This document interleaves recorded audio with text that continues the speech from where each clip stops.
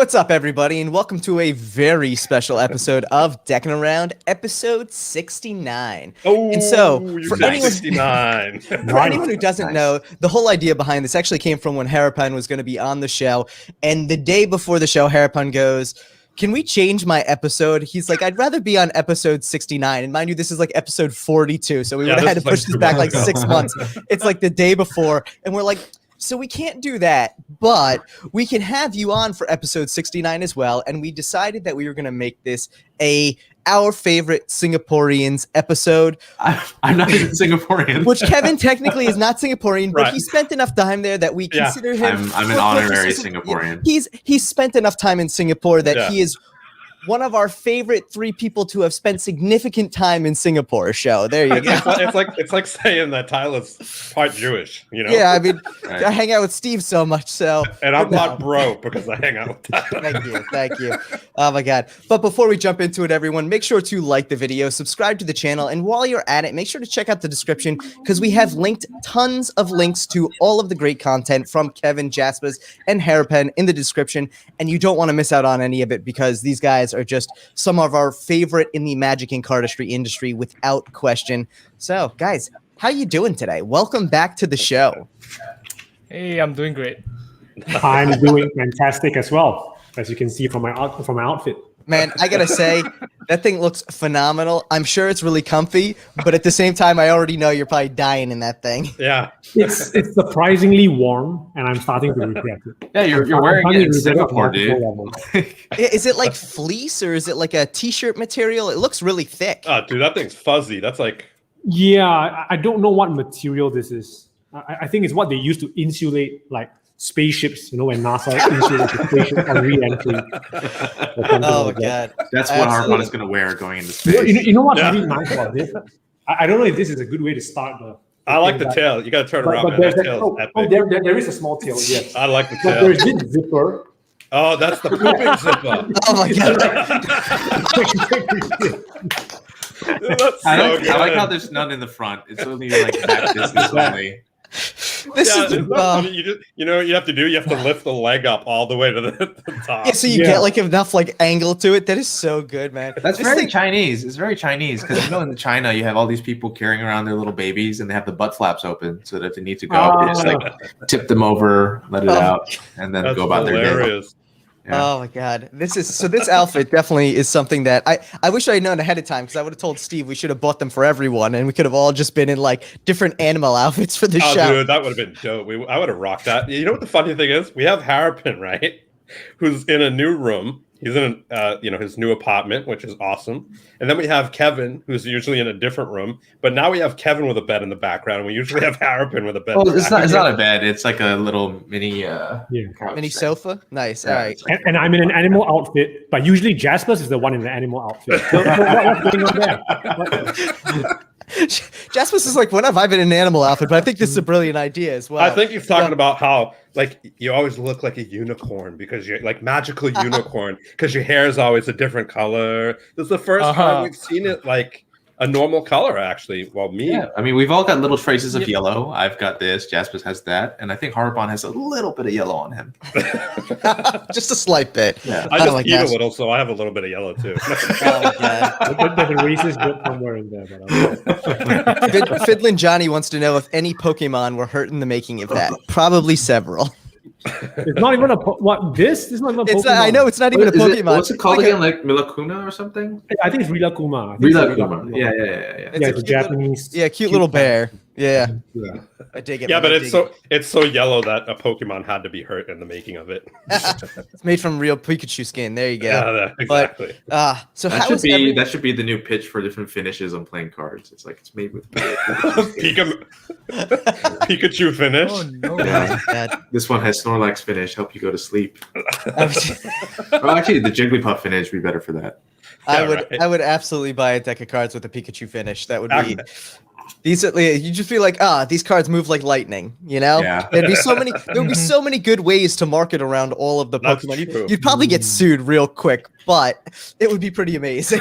So, I have an idea. I think all 3 of you guys should come up with a move right now and call it the Jigglypuff. The Jigglypuff. Oh my God. Jaspas is thinking, huh? You know, Kevin would know this. If you give me a challenge like that, that's all I think I'm going to think about for the next hour. Let me think. Him on a platform, just singing. I don't know if Kevin remembers this. Let me think. Oh my god, I love it. Jaspas, how's the new band going, buddy? Sorry? Kevin remember this? Yeah, I do remember this. I don't remember this. What was I thinking about? Do you remember what I was thinking about, Kevin? I don't remember exactly what it was, but I think I was asking Harapan about like origami, was it? We were at your house making some weird. It was something involving like a theoretical process, and like Harapan just like tilted back and just started imagining stuff in his head pertaining to the problem. And I thought that was such a funny way of problem solving, just like completely shutting out and then fucking going to sleep or some shit. Oh my god, I love it. And then 5 hours later, oh, I got it. Oh my god, dude, we all problem solve in unique ways, right? But Yeah. and it's interesting too because I think all three of you are obviously highly creative individuals. For two of you have created decks in the past. One of you creates magic regularly, has books out. The other two create cardistry moves regularly. This is something that like I'm actually super excited about because other than the 24-hour episode, I don't think we've had like multiple creatives on the show at the same time, especially multiple creatives who have crossed paths and know each other from past interaction. It's a really kind of interesting approach here to see the dynamic between the three of you where like you all know each other, you all vibe off each other. Have you actually helped each other create things in the past? Like, have you guys like brainstormed on things when you do you find yourselves actually regularly brainstorming when you interact? Not on puns, just on other stuff. Kevin doesn't Right. need any help with puns. Neither does Harapan. They're just pun kings on their own. I mean, his initials are my last name, so we're definitely interconnected there. No, I've brainstormed ideas with both Harapan and Jaspas before, and it's always a lot of fun. Usually with Harapan, he gets all my bad ideas and manages to salvage them somehow. And I remember very early on when Jaspas and I were still into Magic before we got into Cardistry, and we were trying to think of tricks, and every single trick we thought of was a card to impossible location trick. So it's like, and then the card's going to appear in the vending machine, and you're going to go get like one of those pachinko balls, and then like inside you open up, the card's folded up inside, and it's going to appear inside of like her pocket inside of a wallet or something. That's all we can think about back then. That's awesome. Yeah, from my side, maybe some background is needed. I mean, I hang out with Kevin I used to hang out with Kevin quite often when he was in Singapore. Jaspas not so much because Jaspas has his cardistry empire and magic wise, I have my own thing to deal with. But I don't know if Jaspas remembers this, but a long time ago, I think I first met Jaspas outside Magic Castle. Do you remember this, Jaspas? Is it when it was still at Beach Road? Meeting you outside Magic Castle? Yeah. It was at okay. Wait, from what I remember, it was at Shaw. It was still at Shaw Towers. Yep. Magic Castle was still at Shaw Towers, and I met you, and I had no idea who you are. I mean, back then no one knew each other. We were all like, working out. And I still remember you showed me this thing. I remember you were doing some like one of these things right? that no one does anymore, right? These set of things, and then you did sort of something like something like that. I can't even do it anymore. Like this a cross-handed toss. Yeah, like a cross-handed toss, and I thought that was really cool. And I still do it. And nowadays, because hardly anyone does this anymore, It's too easy for people. That's why. When I pretend I'm a cardist, I go like, look, I do cardistry, and I'll do this. And someone will go like, "Oh wow, I've never seen that before," because it's so old. Oh, like, it's new. I don't know. It's like you do this, one of those things, and then I believe it was the ending of Dan and Dave's 360 rail slide. Like one of the only other people I see doing it anymore is like Huron. In addition to I don't know what that move is. OG boys, man. 360 rail slide. Yeah. Let me see if I can tilt the webcam down or something. So yeah, I think it was like this here. You'd break this off, you'd slide this over, you do a rep 2 with this, flip it over onto there, and then finish it that way. Maybe. I mean, those details are lost on me. I just remember that. Harapan's like... Harapan's not a cardist. I do. He's not a cardist. I'm not a cardist.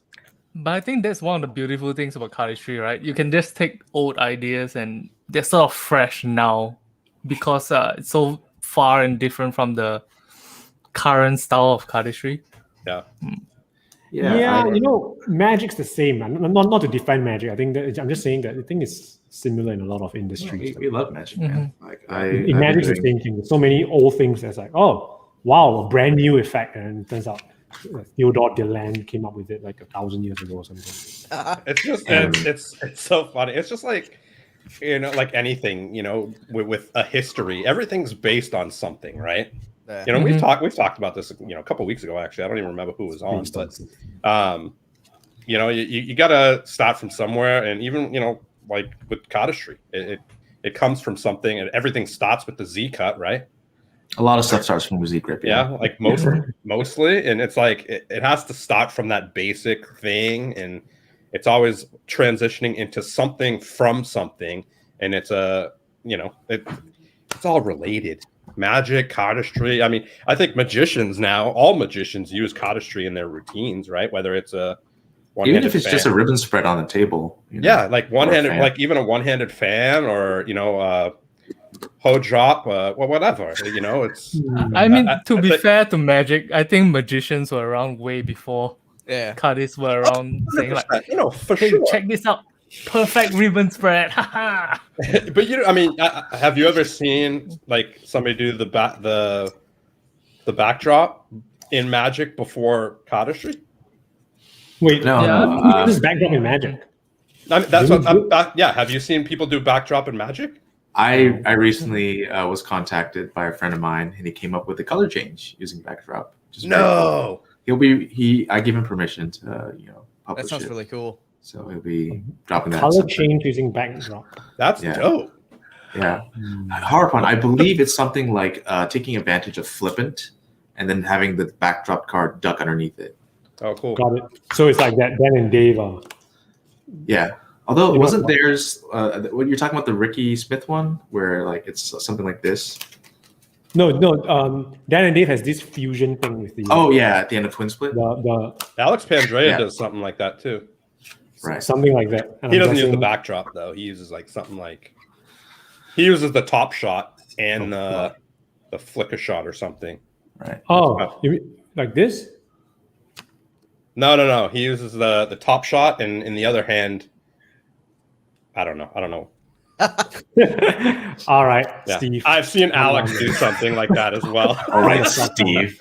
Anyway, Did Steve asked you but that perchance? I think it's cool nowadays how you see magicians utilizing cardistry moves and everything.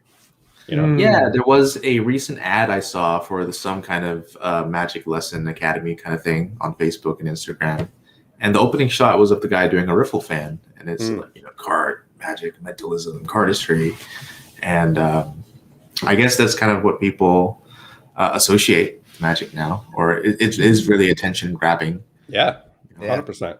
Yeah, and it's funny because I would sometimes do these cards, like simple cardistry things, and people will associate it like, oh, look at him doing some magic with cards. Yeah, I don't know why they don't have a term for it. It's still not as, you know. Yeah, a lot more people know the term 魔术 over what is it? 派切. 花切. 花切, that's what it is. 花切. Yeah. Yeah, and I think that's the respective magic and cardistry words in Chinese. Yeah, we just lost Tyler and Steve. I mean, we're always lost, so that's fine.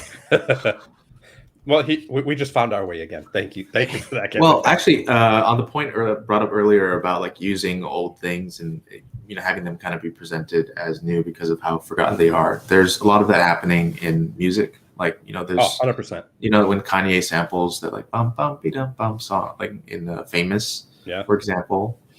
And I think it's a great way to pass on things that people weren't able to appreciate either because it just got lost in time, or if it got overlooked, you know. Because I think Michael Weber said that, you know, if I know that you can Google any trick that is published on there, all I have to do is combine two things that you don't know, and I can fool you. Yeah. So you know that can date back to things like, you know, Harapan will know this, the Gilbert principle, and other fun little treats in magic that not many people bother to study or research at one time. Yeah, and it's interesting because I think a lot. You know, I watch this YouTube channel. I don't know if anybody knows who Rumi Official is. I know Tyler does because I talk about this fucker All all the the time. time. But he awesome, all about music, theory and just everything that has to do with music. And he always talks about, he always has, segments where he does kind of sampling, like who sampled who and stuff like that. And you would not even imagine everything comes from something, whether it like you don't know it, you would never know it. Maybe Kanye sampled this or Beyonce sampled this, and the song was like from the 30s, from like some Western song or so. Like it's just that they're always so random, and you don't know it until you hear it, Rumi, and then you're like, did you say Rumi official? Rumi official. Yeah. Okay. Harapan, are you thinking about the Rumi guy who has all those quotes? No. Okay. I'm just thinking because I think is he on TikTok as well? Probably. He probably is. Yeah, Probably. he's like a Swedish like musician who is like huge on YouTube. Yeah, he has like Okay. almost 8 million followers. He's pretty big. Yeah. Okay. Yeah. And his stuff's actually really entertaining, especially in a way that's approachable if you're not like, I mean, I don't know many people who aren't into music in some capacity, but like even if you're not into music in the technical capacity, his content's still very approachable, which is really cool. Cause like for me, I probably could stumble through maybe playing something on an instrument, but it wouldn't be anything you'd want to hear. So, for me to like really think about like the idea of like, the idea of sampling and all that, while I know it happens, like he approaches those technical subjects in really cool ways that are still approachable and understandable, even if you aren't like familiar with mixing music and things like that, which I really appreciate. Yeah, he makes it fun. Like he definitely makes all his videos fun. He's a character. You'd like him. I could picture Kevin watching because he's super intellectual. He knows, the technical stuff, and he's really, at the same time he's funny, but at the same time he's like straight to the point, honest, knows his stuff, and I think you guys would dig him. This episode is not sponsored by Rumi Official. I'm just throwing that out there. That'd be dope if it was. Dang. You bring up a good point. Is that I've met people who have said they don't like a particular genre of music, but not like, I just hate music. Like, if there's a song playing, I'm like, I'm not listening to this. I'm like, any kind of, I don't know. Isn't it interesting that I've really never met anyone who hates music, like in general? Because I don't know. Has anyone met anyone like that? No, I think that music, I don't trust you. Yeah, it's like you're saying I hate food. Yeah, it doesn't make sense. I think that most people, but food is like you need it for sustenance. Like you don't eat, you die. But you can actually not listen to music and live. Yeah, right? It's not a core like important thing in your life. You just need food, air, shelter. But music you can do without music. But everyone at some point loves some kind of music, but not. Yeah. I think a lot of it is a nurturing process too. Like when you're brought up, like your parents will at some point play music, or they'll sing a song to you or hum or something, and that kind of becomes something that you accustom yourself to. So you have that as a starting point, and then there comes the later years of the rebellious phases of like, being interested in other types of stuff, and you find out more what you like. But dude, you go to bed like, how do you go to bed when you're a kid? Like literally, you look up and every single bed has every single bed has like bedtime mobile thing that plays music. I had one of those. When you're a kid, you grew up with music. It's that soothing aspect for sure, and I agree with Kevin on that one. But I do agree with Harapan that I don't think you necessarily like. You may have a much more agitated life should you go without music, but it's feasible. You can live without music. It's not integral to survival per se. Yeah, I mean, I wasn't saying that. No, I think Steve was saying though it's a necessity. Music. But I think that what I was trying to refer to is that the same way that people would never say. I mean, there are some people who say like, or we haven't encountered people who say I don't like music. In the same way that you don't really encounter someone who says I don't like food. In each case, not because that you can go without either of them necessarily, but because that from being exposed to enough of it, people will find something in it that they like. And they're very picky eaters. Just the same way there are some very snobby or elitist music appreciators. Yeah, it's just you find we have foodies. We have foodies, and then we have like Anthony Fantano, the needle drop and everything. So to bring this all back, I do think that on the other hand, there are people who just don't like magic. because the sample of magic that they've seen is so small, and by comparison, there are some people who like. By comparison, there are people who just don't know what cardistry is because they've never seen it. Yeah. So I think that there's with magic you have the opportunity if you do bad magic, people just think magic is bad. If you do bad cardistry, people just don't register it.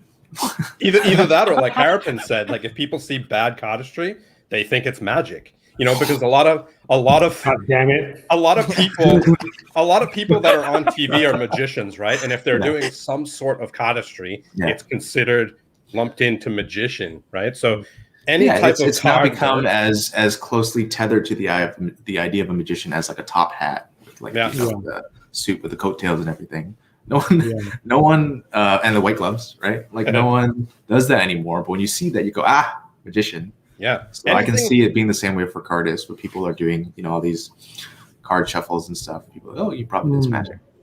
Yeah. Yeah. No, I mean, for sure. I think, music, not to go back to music, but I think it's just like, I think people who don't listen to music, it does affect their life in a negative way.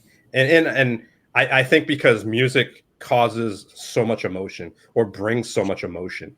Whether you're in a good mood or you're in a bad mood, that could be based on the music you're listening to, and you're not even aware of it. I remember I was driving to Toronto. I was driving to Toronto like years back when I was living in Boston, which is like 8 to 10 hour drive. And I'm driving, and I just feel myself get really, really angry. And I don't know why. I was really angry. And I realized I was listening to Ani DeFranco. And I mean, I love Ani. She's great, but like a lot of her music is through a period of time, she hated men. And she was just like singing about how horrible men are. And I'm like, oh, this is she describing you like perfectly? Well, no, but it was just like, she hates me. I think it was just like constantly hearing how bad men are. And I was just like, ugh. Once I changed it, put on something that was like, more happier. Did you ever hear about that one time where apparently before Obama went on to give a speech, he was just like listening to "Lose Yourself" by Eminem, kind of amp himself up. That's awesome. Yeah, I mean that's how it happens when you go to the gym. You know, you listen to Rage Against the Machine. And if you think about it, though, like Steve, like you said, music can cause emotion, but also I think a lot of times we correlate our current emotion with the music because it also helps us work through whatever 100%. We're going through because it sets us in that mindset. Like you're driving and you're angry, and it's sometimes instead of listening to angry music, you then turn on something like heavy metal or whatever because you want that feeling, that corresponding like vibe with the music. So 100%. And I think that's the one thing that we see, especially with like cardistry, and I think the cardistry community in general is music always is incorporated with whatever we see of cardistry because there's always a vibe to it, and it's always part of the. It's not just like, oh, let me just find something that's trending on YouTube right now, similar to like what TikTok does. Oh, this song's trending, let me throw it on my cardistry.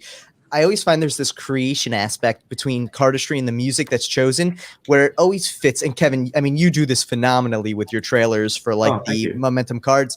It just, that always stands out to me, but I feel like there's so much thought goes into that music aspect of it with cardistry videos. And it always blows my mind because it does amplify the emotion being generated by the movement and telling that story, which is so cool.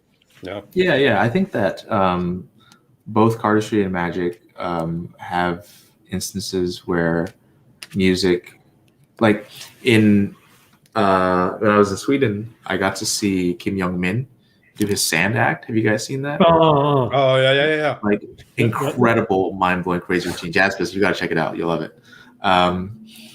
And the music for it is wonderful too. And when we think back to other magicians like Yu Ho Jin, and of course like Shin Lim using the song from Inception during his like dream act and everything, and it's very, it brings up emotion in people when they see it. And I think that in the cases where music isn't used, like in magic, you can have pattern presentation, and you can do it at like a loud and crazy bar. For cardistry, though, I think that I've done it before where I've been on stage with no music and I've just presented it like a TED Talk demonstration style kind of thing. But I think cardistry is best displayed in these music videos that we make, whether it's like straight on, webcam video in your room to some music like Black Belt, or if it's like a jam video that Alan Hagen will make. And what Alan Hagen did a while ago was he put together a Spotify playlist with a lot of the songs from very well-known Cardistry videos. And the wonderful thing about listening to that playlist is that you would hear a song, and if you recognize it, it would give you flashbacks to the video that you've seen over and over again so many times. And I think that's such a cool thing, because I used to scout for music all the time, and when I was listening to it and going through and finding which songs I liked and which songs to delete, the ones that I really liked, I would listen to over and over again and just kind of get a feel for like what it would be like to use in a Cardistry video. And then I have like a playlist of contenders. And I'm sure that, Jaspas is the same thing when he's scouting for whether it's royalty-free music to use in his vlogs or like, songs to use for the crazy Jaspas deck or School of Cardistry trailers. And, you got to edit it with any voiceover if you need to and have the drops at the right time to have that kind of impact and everything.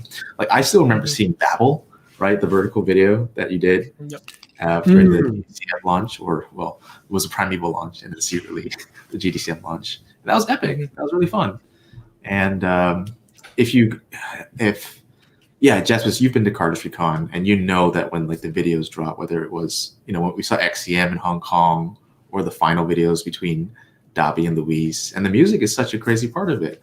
So Steven Tyler, there is a person who competed in the 2018 CardistryCon Championships. His name was Dobby HA, and he performed very minimalist but quite experimental 3-packet cuts throughout most of his rounds throughout the championship, making it all the way up to second place. And what was really cool was that the song that he used for his final video was actually the same song that was used in his audition video in the beginning. So it was almost as if everything was like charted out, that he could see the whole process ahead of himself and like plan this thing out, kind of like that's an really animated. cool. That's dope. Yeah, it was awesome. Yeah. And like when you realize that, you get kind of emotional because like, you are rooting for this underdog who, goes from being a complete unknown because no one knew who this guy was before he joined, make it all the way up to like second place and losing, but that's not the point. It was a cool video. And we were talking about this last week with Shin, and it literally, a soundtrack makes a movie what it is. That's what, and it's just like in Cardistry videos. That's what brings the emotion when people are on stage. You can't go Cirque du Soleil show and just watch everybody do what they do. It would be cool, but you'd be bored after 12 minutes.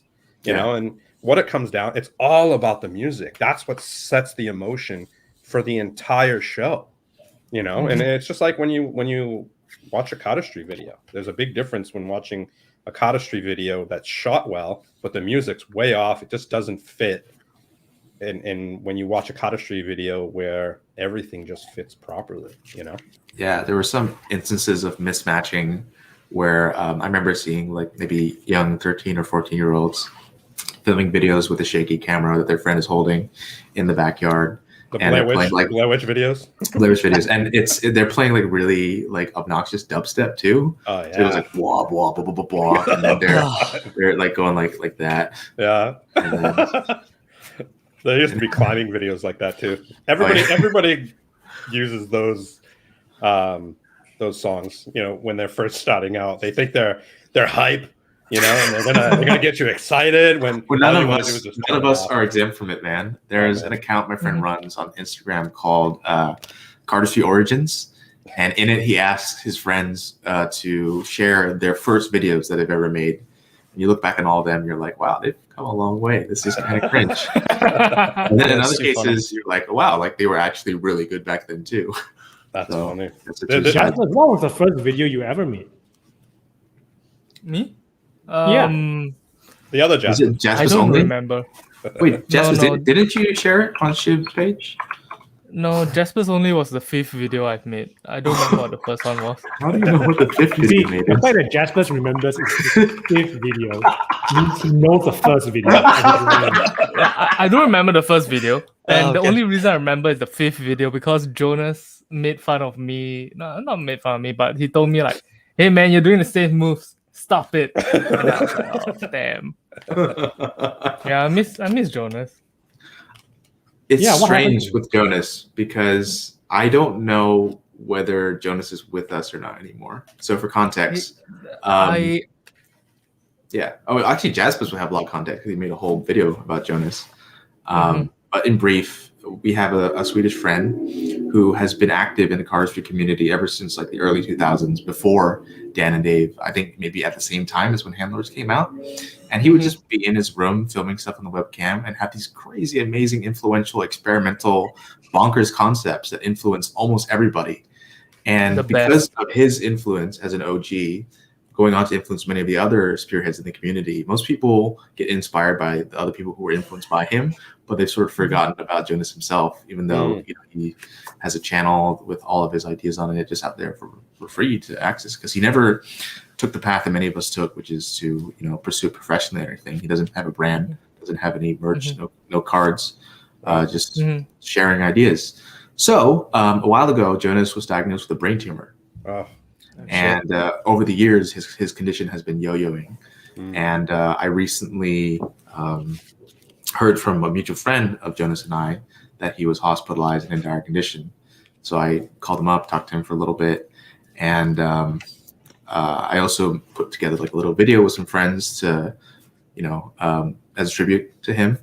I sent it to him, and I said, "Hey, man, just want to let you know that we really respect you and appreciate all you've done for the community over these years, and we hope you enjoy this little tribute." And he replied to me with one word, and the word was reply. So I don't know if Wait. He replied with the word what? Reply. R-E-P-L-Y. I know, I'm just as confused. I was just as confused as you are. So I don't know if maybe he's in a state, or if that's an autoresponder thing, or someone else has control of his phone, or he's just trolling again. But the uncertainty comes from the fact that I don't know whether Jonas is with us anymore. So. I'll tell you off stream, Kevin. Oh, okay. All right. Yeah. Oh. Okay. Yeah.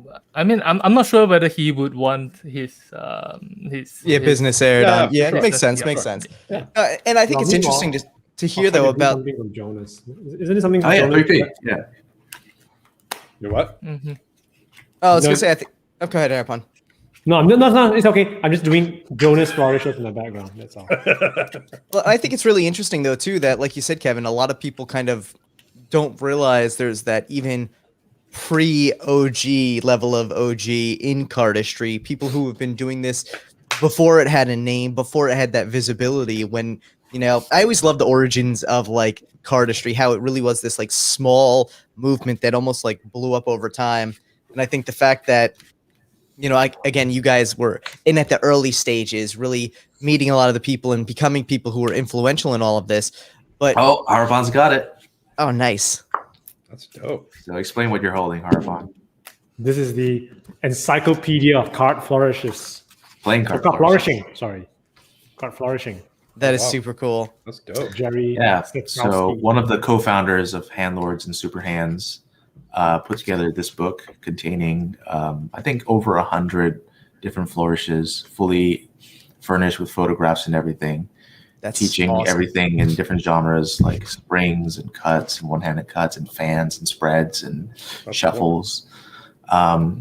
At a certain point, it was the most comprehensive resource for cardistry in the world, or card flourishing, as they called it at the time. But I think that a lot of the book is now irrelevant because of how much the style and preferences have changed in cardistry. Yeah. So I've shown this book to people who are newer into it, and they don't really get much out of it, which is sad because there's a lot of core concepts in here that if you were to take and modify, or make a variation out of it, or come up with a different opener for, you could, like, I can't do this at all, but there's a move in there that's wonderful called, I think, the paddle wheel. That's kind of like that. Yeah, that's in there. The gear screw cuts are in there too. That's also very underdeveloped. Andre does them really well. That's really cool. Yeah. I think it's reached a point where it's so rare to find someone that knows something about the encyclopedia that When I see a new cardist do an arm spread, I'm like, this guy, this guy. I see you, man. Yeah, I think that happens in a lot of industries / communities / whatever, and I think those, Jaspas, the ones that the OGs see something like that, they're like, oh, they get it, they understand it, and they care more about it than just it's not the hype, it's the actual history. Not the hype, and I think that's so great, and a lot of people, and I'm going to use me as an example. I'm a photographer, right? And this is the very bad side of my photography is I don't give a shit about the history of photography. Okay. And I'm totally honest, right? I never shot film. I came after film. I look at an Ansel Adams image and I'm like, that's terrible. I don't like it. Everyone's like, oh my God, it's amazing. And I'm like, I don't like it. It's terrible. But I do know that for its time, it was amazing, and we wouldn't have what we have now in photography without that Ansel Adams photo, right? Yeah. So I understand what history has brought, but at the same time, I'm just like, I don't care about the history of photography. I'm doing photography now. This is going to sound blasphemous, but Harapan, do you remember the time when we were watching those Vernon videos? Vernon? Yeah, we were watching videos of Di Vernon doing a lecture in Japan or something at my place. Yeah. And his technique was like not so good. Yeah. Maybe he was having an off day, but it could be. But it could be that just like, what? It doesn't matter. I've seen he's an old guy. But by then he's very old. So. He's broken both his arms falling off construction site. Okay. Well, okay. Can you cut him some slack? pedestal. You know the story, right? You know the story, Vernon, he broke his arms. What? Both of them? Real? No, I'm not kidding. He broke his arms. So he was a young guy like doing card magic and always thinking about card magic, and his wife was like, "Get a fucking job, you loser." so he was true love. Finally, he was like, "Okay, fine."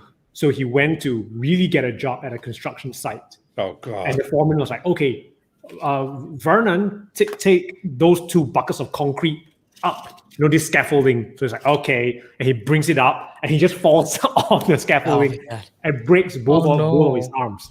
So go to the hospital. The doctor is like, okay, time to amputate both arms. What?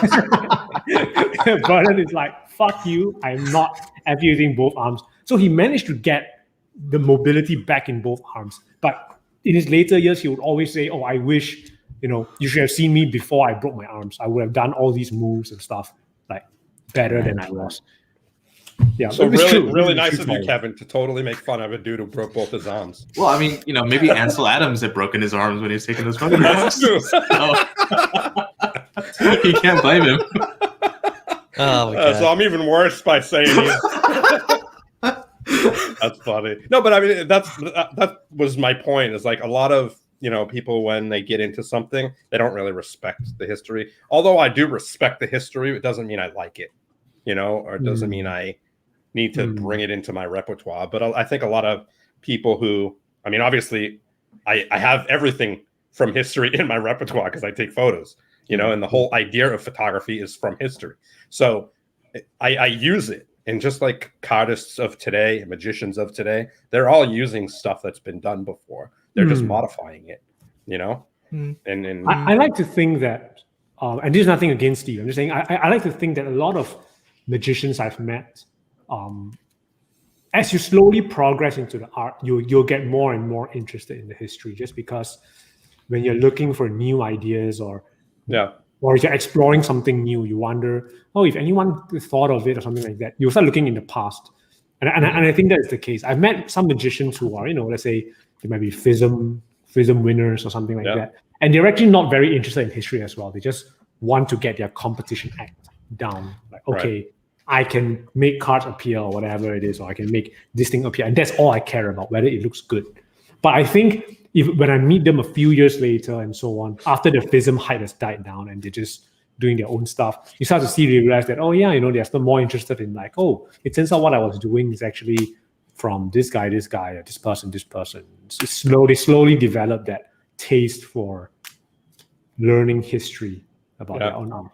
Yeah, I think there's a fun way to break apart any gems you find in the history of Magic or cardistry. But more so with Magic, you have the effect, the method, and the presentation.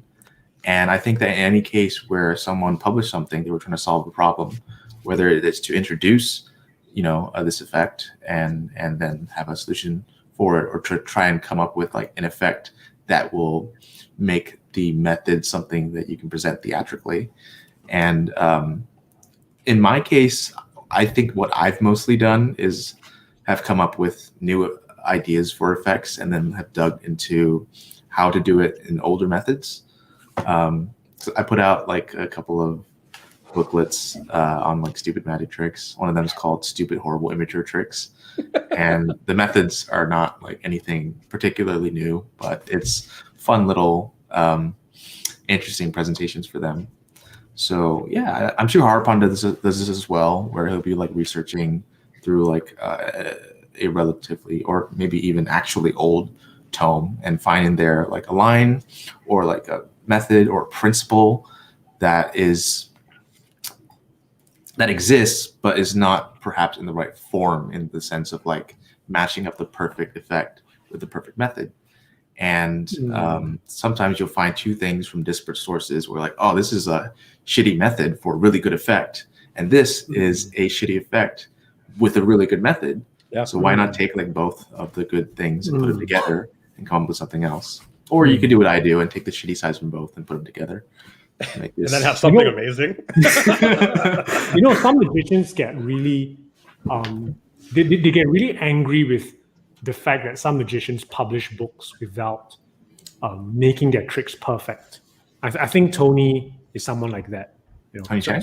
Tony Chang. Yeah, Tony Chang. Yeah, Tony Chang always says like, when I read something in a book, I assume it's perfect. Otherwise, why would you publish it? But sometimes the way I think about it is like, if you don't publish it until it's perfect, then nothing will get published.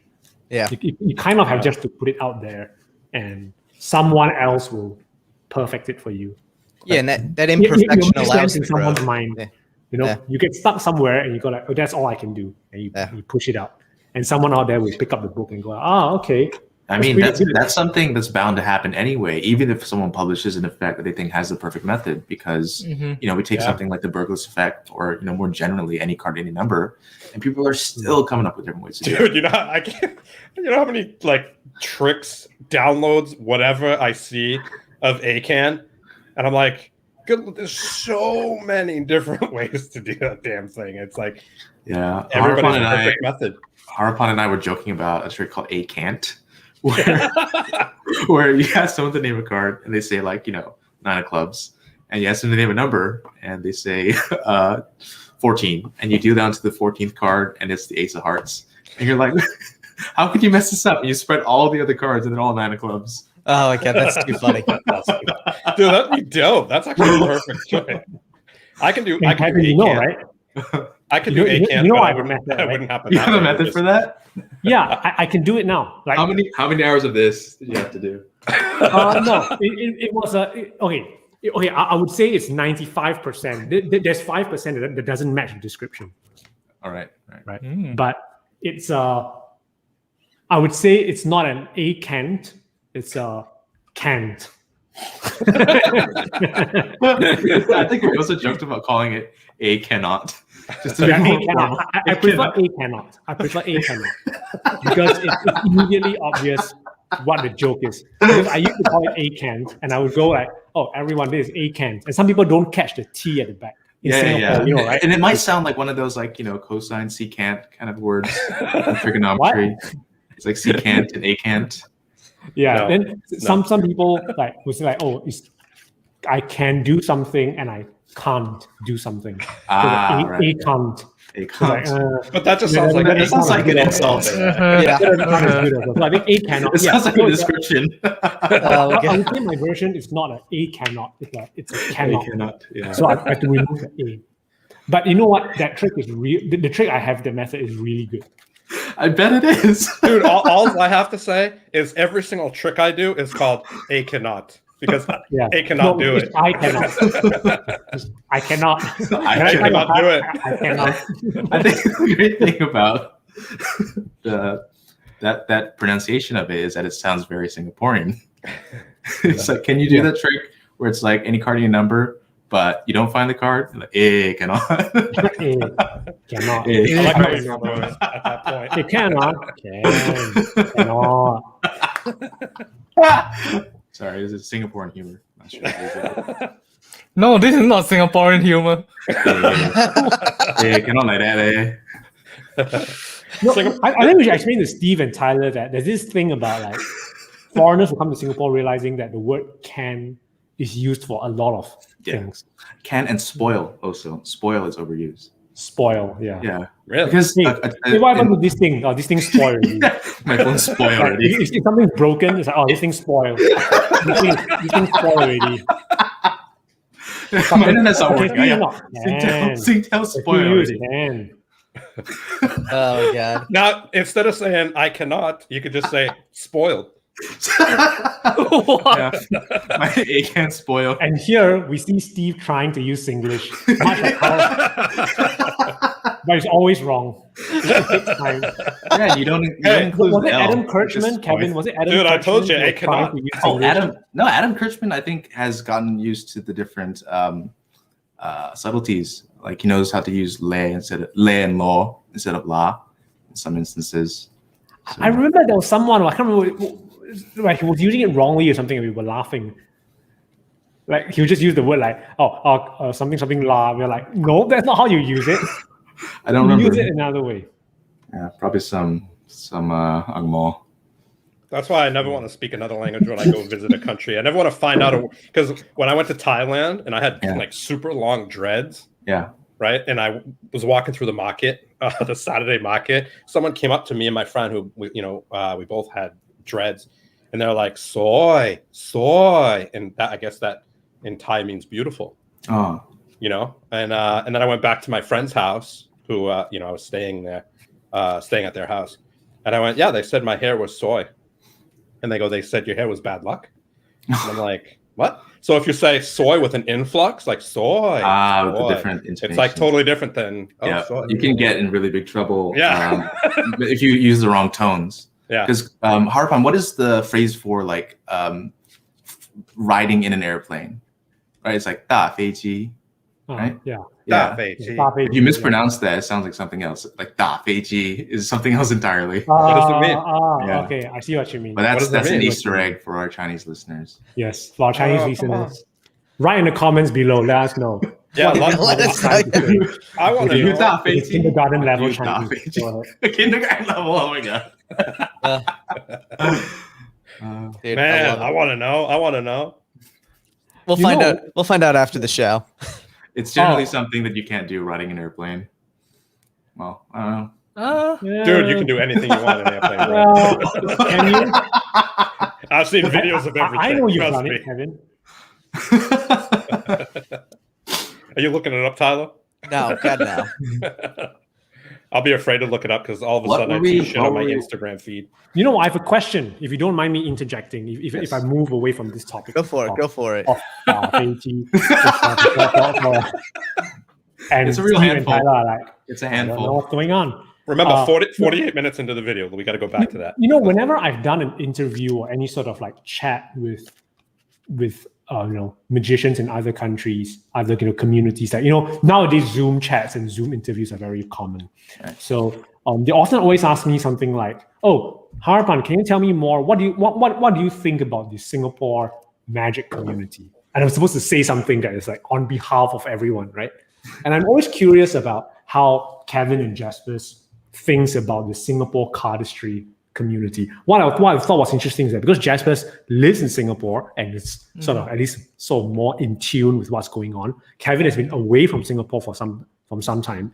So maybe his views might be a bit of not say outdated, but it's it may be more of a rosy picture from what he remembers. But I'm just curious if I could get the two of them to just talk a bit about maybe Jaspas first. What do you think of if someone in an interview asked you, how would you describe the Singapore cardistry community?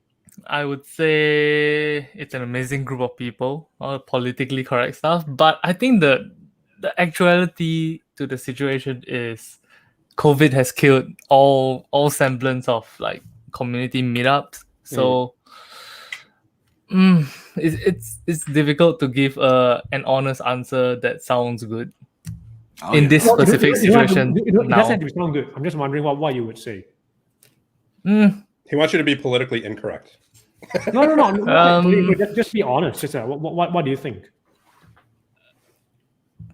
I love my friends a lot, and I thank God that I hang out with them, because honestly, I have no idea what the rest of the community is doing right now. Yeah. Are you guys still doing meetups, hangouts, like even if it's on Zoom or whatever? You guys totally, because it's easy to forget about life when we're stuck in the house, and it's easy to just not doing cardistry with my friends, not doing whatever. I'm just doing it by myself in front of a computer like I am now, and messing around with cards. And I don't know if that, like, my close friends, I still jam with them, hang out with them from time to time. We just did a shoot with one of the Singaporean YouTube content producers, and we had a lot of fun. Wasn't Leon also featured in like a news report recently, or like a special? Yeah, that's the one that I'm talking about. It was so good. That part is fine, but I'm not sure like the further out circles that I don't directly interact with. I'm not even sure whether, Is it a big community right now at all? Like probably the biggest in the world. Oh, really? Yeah. I have no idea, because I haven't seen anyone in like a year and a half. Well, I mean, like, are people like? But that's the thing. I think like in times like this, a lot of people just drop off. Is because the people who are inspired and keep going because of their community around them. Like, do you see people not posting on Instagram anymore? Do you see people kind of, I'm selling my cards or whatever, giving their cards away? Like, do you notice a lot of that happening right now, whereas they're not being held on by that community? I think 3 months in was when I started noticing like it went really, really high, sure. I guess. Yep, it's sad, but it is what it is. Yeah. I mean, I definitely saw a lot of collectors go the same way. Like, not in the very beginning, but towards the middle, I think everybody started getting like their tax, I mean, not the tax check, but their government check. And all of a sudden it went, pew! Everybody was buying. Like, tons of people were buying. And then all of a sudden, probably about 2 months ago, 2.5, 3 months ago, I saw a lot of people selling a lot of their like collections. And I think at that point, a lot of people were running out of money. They were losing their jobs, which is sad, but I didn't know if that affected, the cardistry community as well, or, I think, or even the magic community too, It's funny how many magicians have either gone on the magic side, they've either gone completely off magic, so they're now doing real estate or something like that. Right. Yeah. Or easy step-ins. Or magicians who used to be like, oh, magic must be done live, and like social media magic is not magic, and then now they're like, ooh, no, like TikTok, and then they're like dancing and like trying to do like TikTok magic. Yeah, it's like I love it. What's going on? I think, Jaspas, you should start doing your TikTok account where you're dancing. Yeah, I'm like 100% doing TikTok soon. No, I'm saying do like BTS dancing while you're doing cardistry. Maybe not. Once I hit a 6-pack, I'm 100% going to lean into that. But Jaspas is going to do topless videos, and it'll be called Jaspas Peck. Jaspack? Jaspack? You joke about it now, but if I do have a 6-pack, I'm leaning 100% into it. When you least expect it. We're going to see the whole school of cardistry migrate to OnlyFans when he has a 6-pack. You know the joke, right? That if a cardist is an OnlyFans, they're only going to teach fans. Kevin, I was literally just going to say that, man. It wasn't my joke. It's been made before. No, I literally was. You should come up with literally a website that's called The Real OnlyFans and just do videos with fans. Oh my god. That'd be dope. Or just do a YouTube video, and just have every person that you know do a video of just fans, like different fans. But topless. Yeah, there's a couple of cardistry games like that where you're given a category and you have to go back and forth between your opponent on just doing moves and not repeating them. Yeah. So I played this a long time ago with Dimitri, and we were just like, thumb fan, one-handed fan, spear fan, inverse fan, riffle fan, pie fan, bad fan, all that. Until one. I can do a bad fan. You can do a bad fan? I can do a bad fan all the time. Oh, a bad fan. There we go. It's your Brazilian accent. I wasn't expecting. That's funny. Yeah, no, it's. What do you think? Kevin never answered it. What do you think of the Harapan question?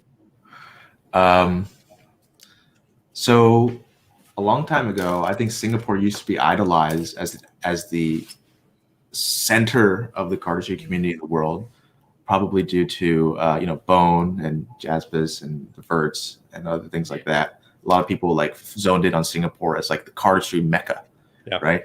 But I think that since the Danes and Fontaine have been on the rise, now it's the opposite case where Singaporeans kind of idolize the Scandinavians and their style of cardistry, and I feel that from encountering a lot of the young people getting into cardistry, they have a mindset of your typical Asian student, where the emphasis is not so much on creativity, but just like doing some exercises to the best of your ability. And I'd say that it's fortunate that you still have quite a few original voices in Jaspas, the Verts. Kenneth is great. There's another Kenneth who's also really good. Chandler's awesome. Leon as well has been doing some really good stuff in Singapore. So yeah, like I'd say that out of any country that I've been to, I think that Mexico and Singapore have had the largest communities that I've been involved with. But with Singapore, I do feel that good leadership is necessary. And Jaspas, you've done that at times to kind of, I've been to a couple of the meetings that you have organized where you've introduced like games and giveaways and things like that. Because what is cardistry really? Is it just a hobby? Is it something that is an art form? And like, what does that mean? Is it something that has a goal? And if so, what is the goal of cardistry? Is it a way to meet friends? Is it a way to, discover your own self-worth and capacity and potential? Or is it just something to pass the time? And I think that for a lot of people, there's not really any one definition. It can be kind of fluid and mean different things at different points in time to people. But I think that the Singaporean cardists need to have better discussions about what the future of cardistry is going to be and how they can be a part of it, instead of just trying to copy people. And that's not all of them, but I've seen that happen. And I think those are the people who tend to fall off when it no longer is breezy and fun. Yeah. Did you just say Jabrizi? Jabrizi and fun. Oh my god. That's Jay Breezy. I've never thought that I'd hear Jabrizi and fun in the same sentence. I know there's one trend I've seen that I think many local cardists are worried about. Maybe it's a worldwide thing, which is just the idea of cards being the central focus, in the sense that when they get together in a gathering. Oh, I know exactly what you're talking about. Oh, yeah. Did you buy the latest Fontaine deck? Oh, yeah. Oh, look at this. I bought this one. Oh, what did you get? Oh, I have anyone like checkerboards. Oh, look at that. And like, that's all they talk about. And then only the serious people like Chandler, whoever, are actually doing the moves. Yeah, but see, here's the Harapan. This is like a prime example. Touch the nerve, Harapan. With like, no, and I think you like hit the nail on the head. I think there's a big difference in what's the best way to put it? And I think with magicians, Tyler and I have talked about this many, many times, is with magicians, a lot of magicians, obviously not all, but most magicians don't collect playing cards. They fucking use them. Yeah. Right? For the most part, like most you know, you get some who collect some they really enjoy here and there, but like that's not the main drive of their playing cards that they have. Most of them they're buying bricks of bicycle. Them. Like they use their cards, right? And I'm not saying obviously, but a lot of the cardistry community, the new modern cardistry community, is kind of like that hype thing. You know, it's like if you have the latest Fontaine or the latest checkerboard or the latest missing, or even like the new Heath deck coming out, it's like it doesn't matter. It's all about the name, who created the deck, you know. And if you have that deck, you're cool because it's hard to get, you know. And if you have, it's just like a hype thing, you know. And I think it's more based on that rather than the cardistry itself. Do you know what I mean? I think it's. I don't think there's anything wrong with that. No, I'm not saying there is. I'm just saying I think that's the different pockets of anything. Like there's the cardist that I think a lot of those are the younger crowd, you know, and they're gonna bring in their own form of cardistry. You know, I feel like a lot of the OG cardists are the ones that are, for me, like your Dan and Dave, you know, like Kevin and, you know, Jaspas. Like I think a lot of the OG cardists are doing the more, and this is just my interpretation, the more flowy stuff, right? The stuff that are tighter and flowy, where you have the more modern is doing like the wider stuff, the stuff that still looks cool, but to me it looks more contrived. You know, it looks like it's more, I guess, extravagant and showy, if that makes any sense. And it still looks cool in its own right. And I think that's just the pockets of what each I guess section of cardistry or magic or whatever brings into the whole kind of spectrum of cardistry. It's still cardistry. There's nothing wrong with it. You know, I think it's just you know, each part of this like growth is going to bring different things into it, and it's still going to be the same thing, you know. And there's going to be some people that look down on this type of cardistry or this type of cardistry. You know, it's just like magic. You know, a lot of people in the magic community look, you know, upon the TikTok people, and they're like, they're not magicians. You know, and I think it's the same for any community, whether it's cardistry or magic or, you know. Yeah, Harapan, I think you and I talked about this. Wait a second, it's slipping away. wait, do this, Kevin, quick. Hold on, give me a second. So what it was is that I think we made the observation, Harapan, that for a lot of people, what they're doing is not curating their collections. There's a mindset of just buy everything because that's the cool thing, and people aren't really like considering, you know, what their specific tastes are when it comes to what they invest and collect. You know, I feel kind of weird saying this because me and Jaspas, we kind of depend on the collector's mindset to thrive with our products. But I do wish that more people would use their cards, or you know, use them to get people into cards.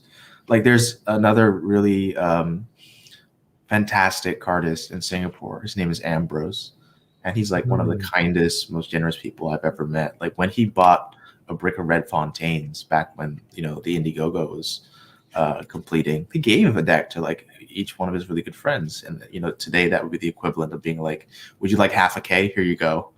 And I thought that was really kind to him. The same way that, you know, there's Caitlin, we all know from Canada, and she holds these meetups, you know, before the pandemic. Small hand things, if you don't know small hand things. Add small hand things. And she would also do little giveaways and things, you know, because I think that's what is great about if you have the opportunity to get an excess of a certain amount of cards. It's to kind of pay it forward. Because at the end of the day, if they're not being used, you're not really a card collector. You're a box collector, in my view. Yeah, you're a tuckist.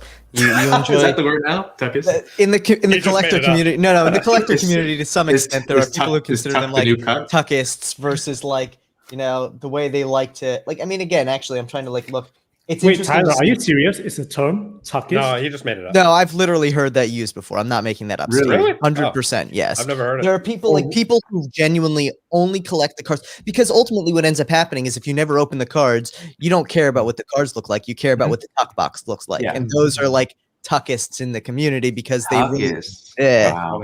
So I think yeah. Harapan and I would probably say tuckhold, but tuckist is probably No, I would not. I would not. This is when I've won. Is when Harapan taps out. No, This is I when would it use ends. Mother Tucker. Oh my god. Oh my god. Oh my Well, god. so That's the Jaspas, target I think audience of.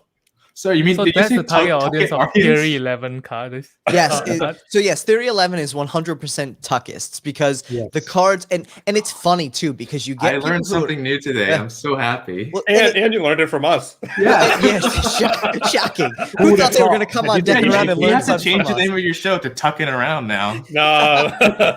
I'll tell you, Steve and I love opening decks of cards, and it's fun. It's something that I think initially, as a collector, you come into it and you want everything to be pristine, and they go two routes. There are people who will always keep things, they'll always keep them sealed. They never open a deck of cards, and then you get people who start out basically being like, I'm going to buy two so I can open one and save one. And I think eventually that also evolves though into, man, these are gorgeous and I only have one. I don't care. I'm going to open it anyway because it's just beautiful and I want to see and appreciate the cards. And I think that's that's the route that I've kind of gone. But ultimately, sometimes you get new people in the card community, and this always makes me laugh when Theory 11 releases something and they review the deck and they're like, I just wish the cards were better. I wish, and Steve and I are guilty of this. Probably the first Theory 11 review we ever did. It's like, it would be awesome if they used foil on this or metallic ink or something better.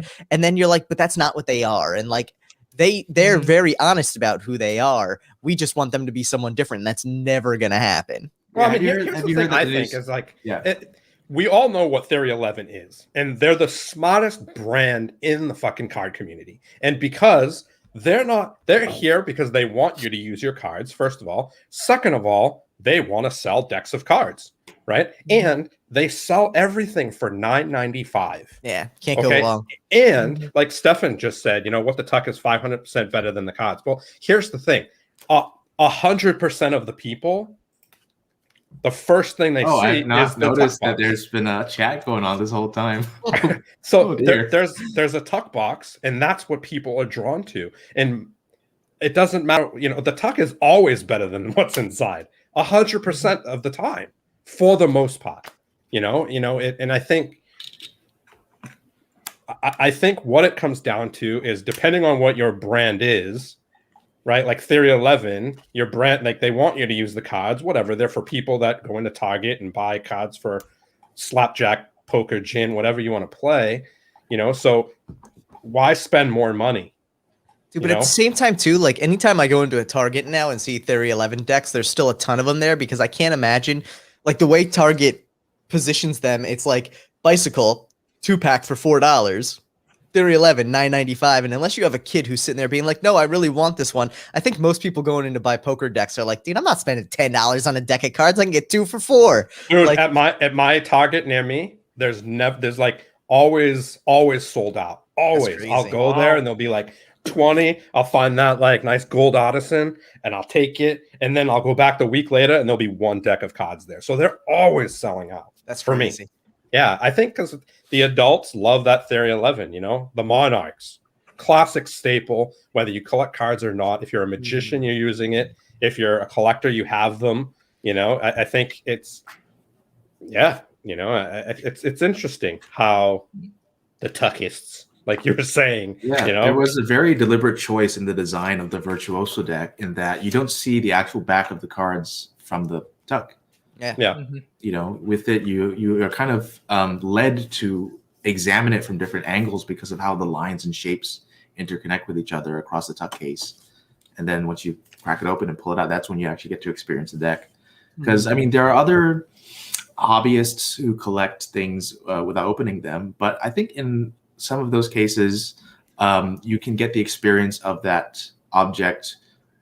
Let's say if it's a action figure. The plastic is clear, or like a pop.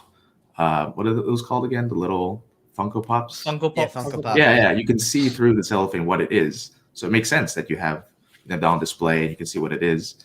But for the tech cases, and especially for cards that are very highly priced, it usually is because of the material that's used with the deck of cards, or 100%. just the back design as well. And if you're just having it for the visual of the box and the plastic, I think you're only getting like 10% of what the whole deck is really about. Yeah. So, I mean, but that's just like Pokemon cards. It's like the allure of not knowing what's inside or having that thing that's worth money, because collecting is it's people do. How many people got into collecting because of Magic? You didn't just stumble across like cards randomly because you went into Target and bought a Theory 11 deck and were like, oh, this is dope, I want to collect this. Like it has to have come from somewhere, probably Christian. I'll tell you, I 100% got into card collecting because Theory 11 and Artisan decks. That was it. Yeah, like but what brought you to that? Like, what brought you to buying your first Theory 11 deck? A targeted ad, probably. And I have no idea what got me there. It's the weirdest thing because it wasn't like at the time I was like, oh, I'm trying to think. Like it was literally a targeted ad. And then I found out about the Gold Artisans and I was like, oh shit, this is awesome. And it may have actually even been something that they sell unrelated to cards, like their book lamp or something like that. Like I very well may have stumbled across Theory 11 because of like some of the other stuff that they sell, non-Magic related. And then I was like, oh, these are cool. And then I found out the whole thing about the Gold Artisans and I'm like, oh dude, like a treasure hunt. I'm down, Yeah, but like, did you know who Chris Ramsey was before you bought your? Yeah. So I mean, I think a lot of people step into it because of like a Magic thing or maybe a Cardistry thing, and they all of a sudden get engulfed in this card community, and then that's depending on which direction they go in. If they stick with wanting to kind of fiddle with Magic, maybe they'll open it, or you have people like Matt, who's one of the biggest collectors I know, has like 1,000 decks but opens all of them. Yeah. He might have a few that are closed. Yeah, he opens all of them. He loves the artwork. He supports so many different artists just because he actually enjoys them. But it's just like, like Pokemon cards or, like you were saying, Kevin, with like Barbies. You can enjoy the Barbie from the package because you can see what it is, right? And I think whatever. I mean, people collect the craziest things. Sneakers. I mean, we collect playing cards. How weird is that? On a related note, since Harapan, you have like a kind of a Tenyo collection, don't you? Oh, heck yeah. Tiny. It's a tiny collection. The only thing I'm proud of is last year, Steve Cohen started selling some of his Tenyo, and I got a few good ones. For context, Steve Cohen. Dude, that key one you have is amazing. Oh, the one with the coin and the key? Oh man, so good. That's the best one. That's a practical one, but it's not the most valuable one. Dude, but they're expensive. Tenyo? Yes. Yeah. If you want the really old ones, yes. So for some context, Steve Cohen is a magician in America. A Jewish magician, I may add. Who is also the official English translator for Tenyo Magic products. Really? I didn't know that. Oh, wow. Yeah, he is because he's married to a Japanese lady and he speaks fluent Japanese. Whoa. So many years ago, when Tenyo was pushing out their products and stuff like that, they didn't really have any English instructions and things like that. And Steve Cohen saw it, and Steve was like, I'll translate something for you. And they translated a piece of instruction, and I think Tenyo was like, oh, can you do it for all of it?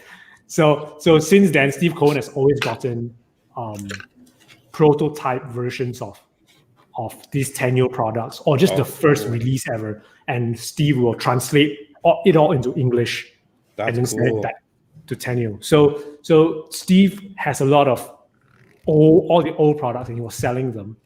I was a bit late to the Facebook thread, so a lot of the really good ones were all snatched up. So I just managed to grab a few of the sort of B tier or A tier. The S tiers are all gone. Like the A, B tiers, I just grabbed a few, and I managed to grab one that was a prototype. That means there was no packaging, That's it was really like it looks like something 3D printed, or back then whatever technology they called it. That's It's just made of this plastic thing. So I received it, I was like, what the? And I had to go and watch YouTube to see how it's supposed to work. Well, there are no instructions. It's just like, what is this thing? So those are pretty interesting collections. Yeah, That's cool. I have a few. Yeah.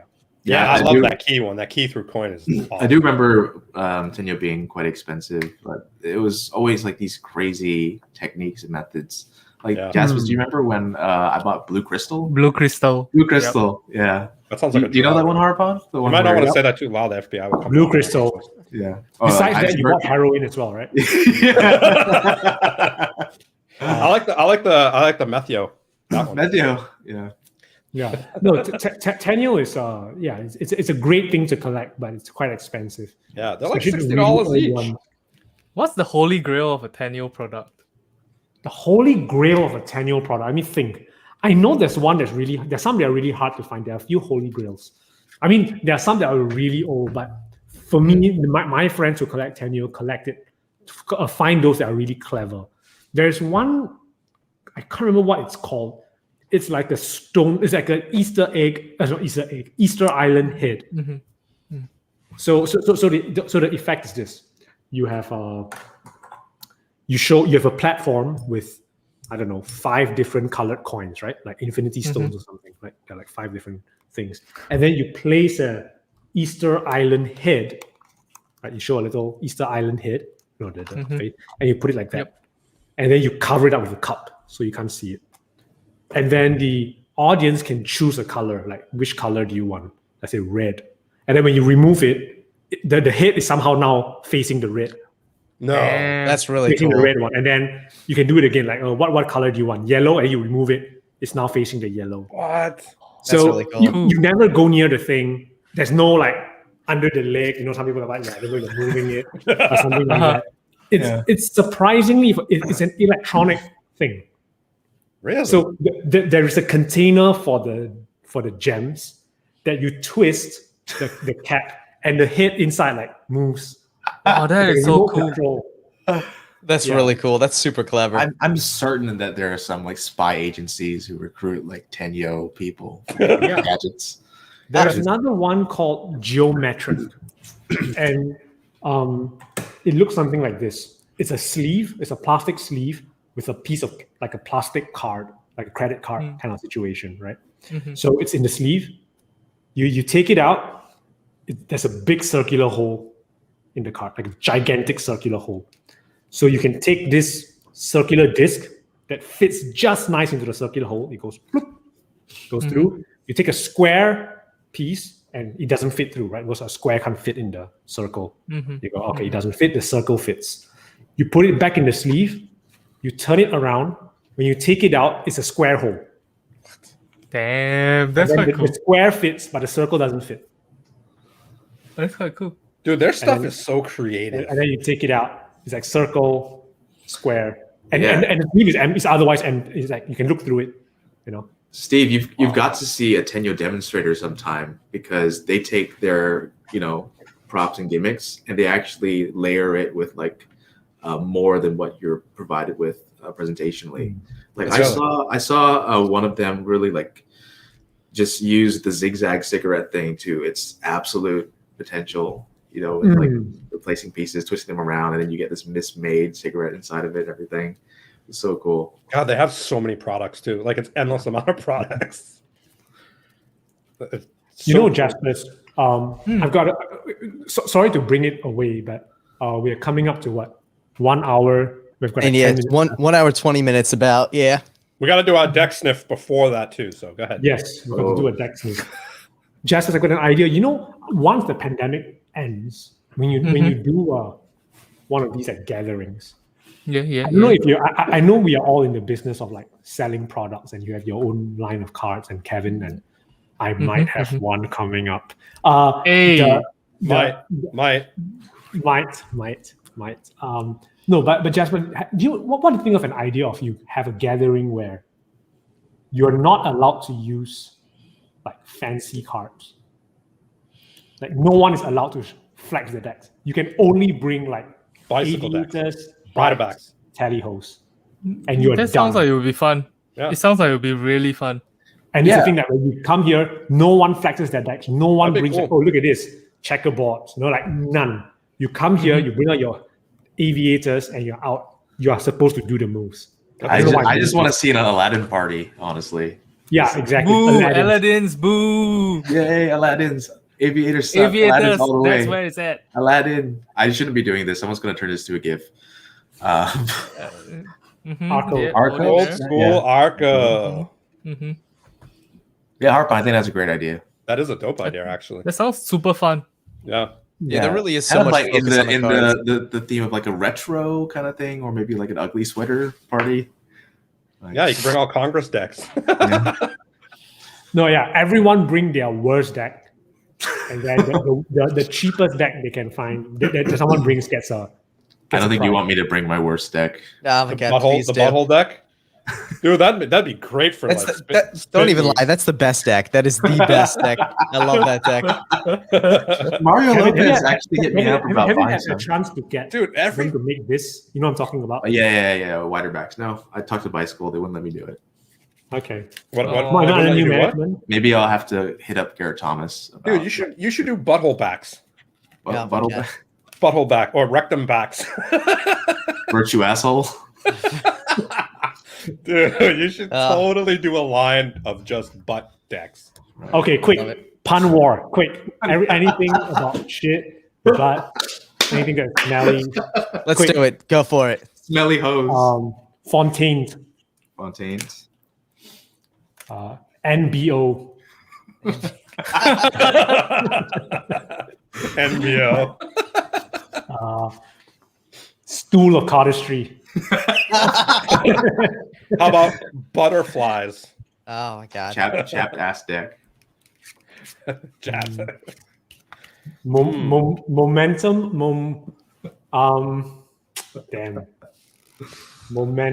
No. Anyone, quick, help me. Hold on, give me a second. You guys are way too good at puns. I'm just gonna throw that out there because I'm sitting here and I'm like, I can't think of shit. What happened to Kevin? Kevin, you're supposed to be helping me out. He's in the stance. Give him a minute. He's in the pose. Virtual assholes is really good. that is a good one, actually.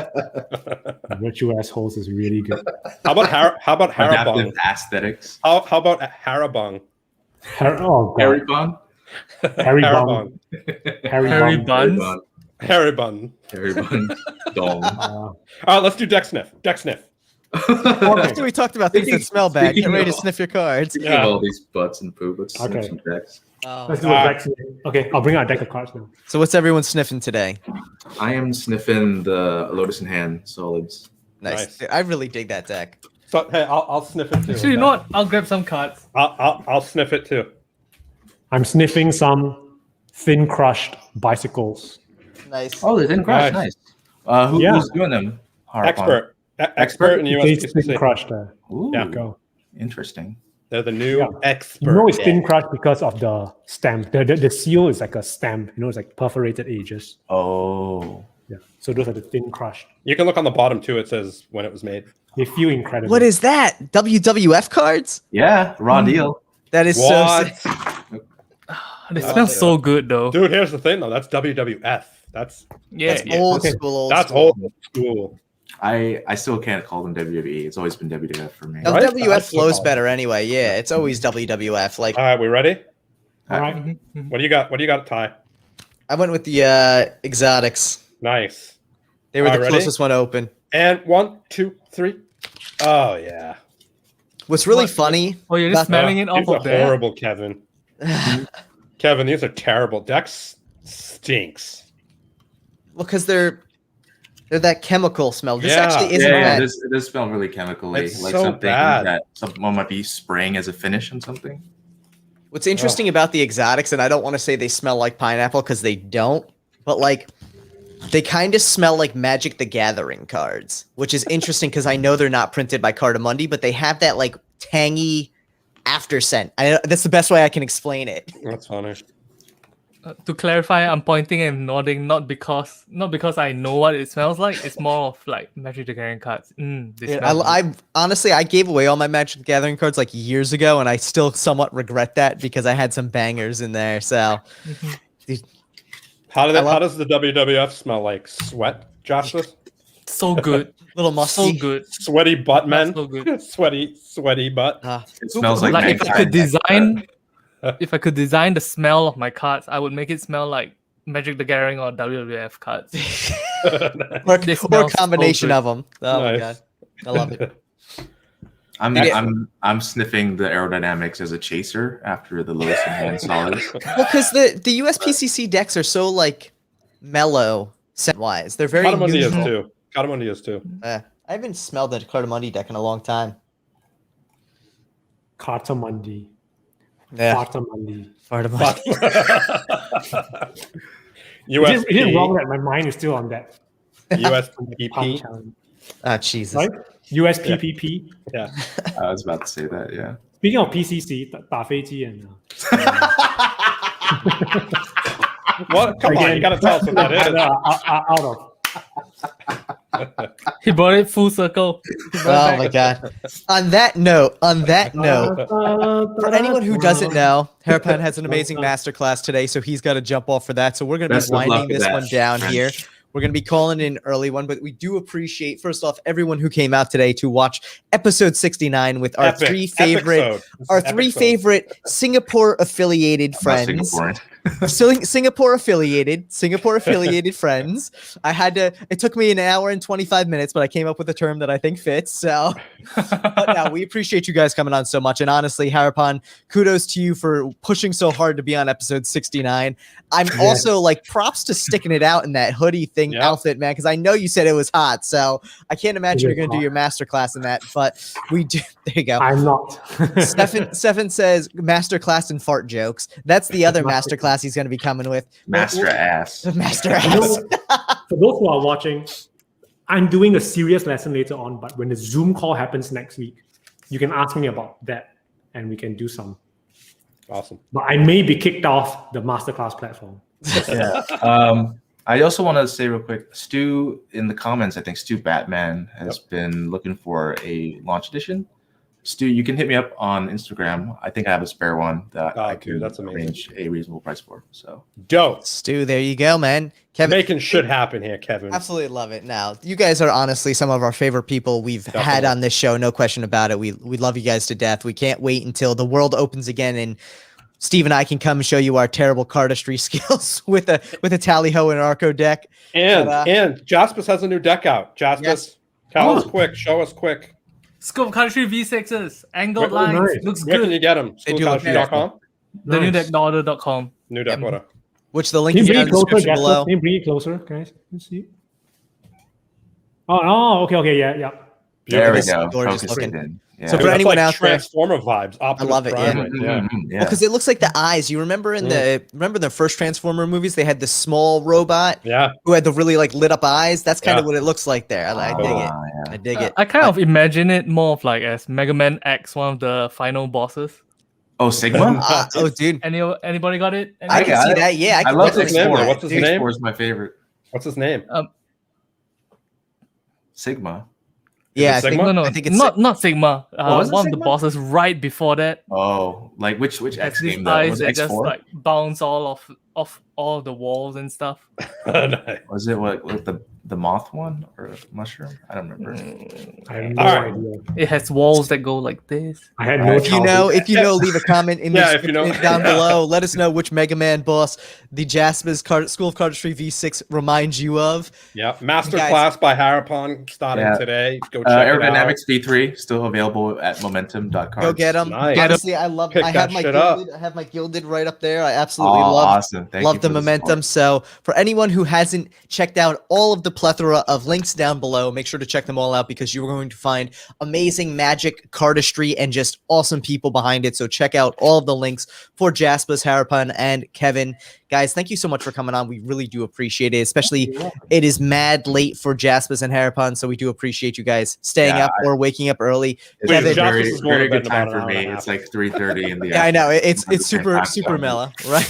Jaspas, Great. next time we have you on the show, you gotta be eating your chips next time. Yes. We need to run another chip contest. What was the thing from last time? Ole, How many- ole, ole.